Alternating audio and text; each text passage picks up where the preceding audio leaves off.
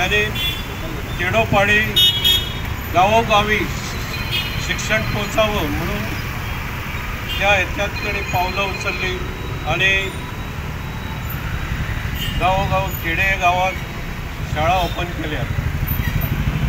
आज आम्ही बघतो भाऊसाहेब बांदोडकर ज्या पद्धतीने कार्य करत होते, निस्वार्थीपणाने कार्य करत होते, ती परिस्थिती आज दिसत नाही।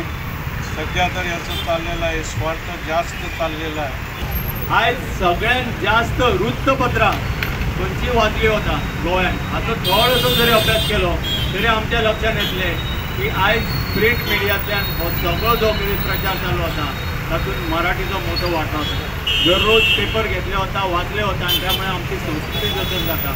नाटकां आसूं, चित्रपट आसूं, हातूंतल्यान आमचे संस्कार मनाचेर निर्माण जातात। हे सगळे खंयच्या भाशेन जाता, कितें जाता, आमी एकामेकाक सांबाळून फुडें व्हरचें होच आमचो विशय आसा। शिक्षणाक कितलें म्हत्व आसा हाची जाणीव भाऊसाहेबान आमकां करून दिले। आज सगळ्यांक खबर आसा शिक्षणाक ताणें कितलें काम केलें आसा। मेन उल्लेख करपा जाय शिक्षणा बरोबर ताका जाणीव आयली की लोकांक हे एम्प्लॉयमेंट जाय। घर संवसार तेन्ना चलोवपाक 1961 म्हणून चिंता तुमी फॅक्टरी हाडपा जाय। स्वारी सारको येदो व्हडलो प्रकल्प ताणें गोंयांत हाडलो।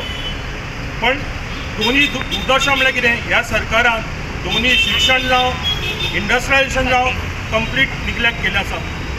म्हापशेकारां खातीर एक भाऊसाहेब बांदोडकराचो विचार जर पळयलो जाल्यार म्हापसा हे भाऊसाहेब बांदोडकराक प्रिय आशिल्लें आनी त्या प्रमाणे म्हापशेच्यान राजकारण गोंयचें राजकारण चलतालें तें सगळ्यांक खबर आसा आनी म्हाका बी पटून आयिल्लें। म्हाज्या वडिलांनी म्हाज्या फॅमिली मेंबरांनी सांगलेलें।